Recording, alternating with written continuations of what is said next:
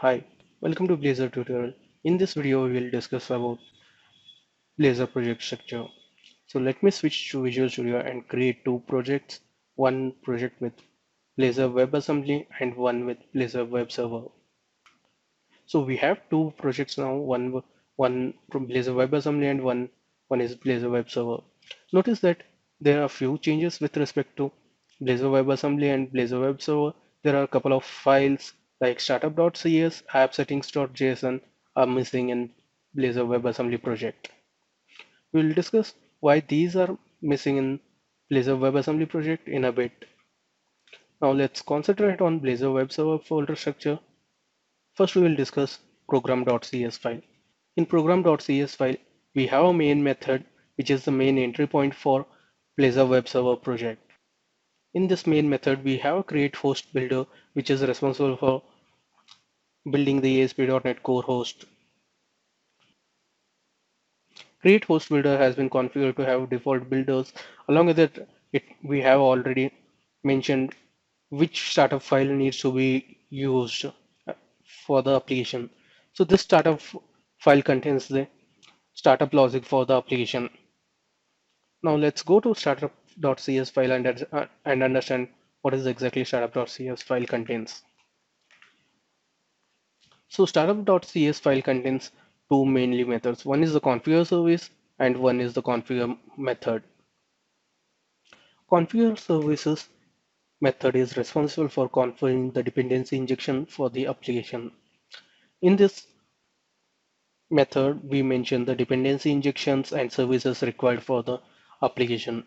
Here, add service side Blazor configures all the required Blazor server-side services for the application.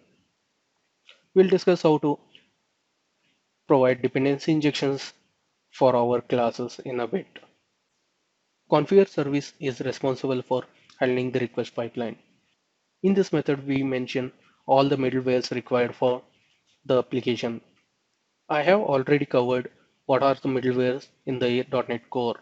I will provide the link in the description.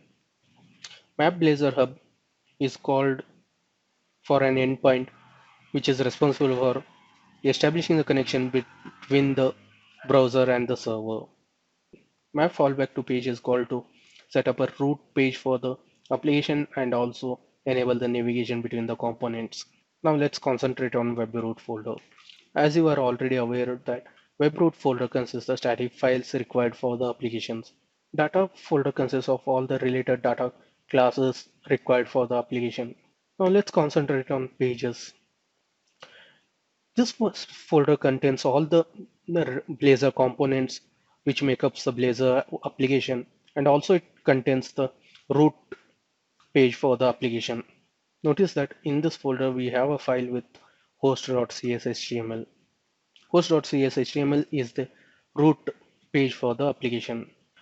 Whenever any page is requested in the Blazor web server application, initially this page will be provided as a response to the user. As a part of this file, we also render a JavaScript file named blazor.server.js. This JavaScript file is responsible for establishing connectivity with SignalR between the server and the browser. Notice the selected part of the CSHTML. This specifies where the root component needs to be rendered. Also notice the page directive. This specifies the root for each page. Now let's concentrate on index.razor file. This is the main page which will be provided as a response when you launch an Blazor web server application. Let me launch this application.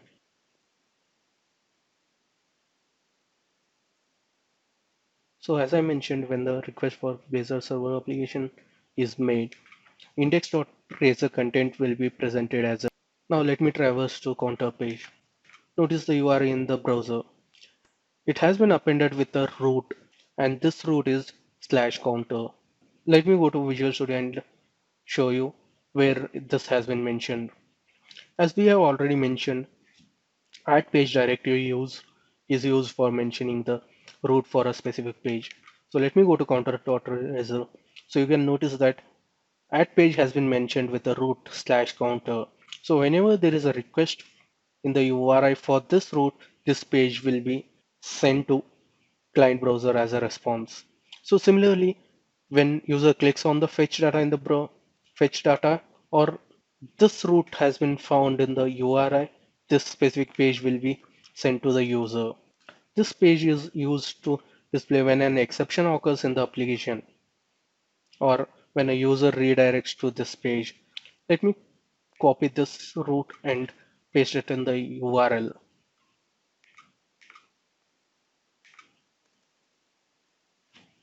So as soon as I redirect to this URL, you will be presented with the contents of the error.razor page.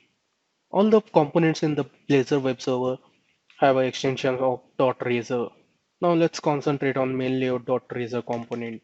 Notice that in this page we have called nav menu component, which is responsible for to have the navigation links. Here nav link acts as an anchor tag. Nav link is smart enough to detect which anchor tag has been clicked, and it also highlights when that particular anchor tag has been clicked. So let me demonstrate this in the browser. So let me click on counter. So notice that whenever I click on any one of the menu options, it will be highlighted so that user can know that which navigation menu he has opted. Now let's see what is imports.razor component. Imports component is similar to imports.cshtml in the MVC core application. Imports component includes the common Razor directives which are needed by the application components. App component is used to mention the routing logic. Notice that whenever a root has been found, it uses the root view and it redirects to the specific component. If the specified root doesn't found, then this error message will be shown. So let me demonstrate it. We do not have a component with a root value ABC. So as soon as I enter, notice that we get an error message saying that sorry, there is nothing at this address to display. Now let's concentrate on app settings.json. So app settings.json will have all the application related settings as as we have seen in the MEC applications. Now let's see what all the folder structure we have in WebAssembly project. So let's concentrate on webroot. Webroot folder shows the static files required for the application. Apart from that, index.html files acts as a root file for the application. So notice that index.html is implemented in the plain HTML format. Notice as part of this file, we also rendering a JavaScript with the name blazor.web.assembly.js. This JavaScript file is responsible for downloading all the runtime.NET Core dependencies required by the application and initializes the runtime to the application. Since WebAssembly downloads all the required runtime dependencies in to the client side, we do not have the startup.cs. So that's all as part of this video. Thank you.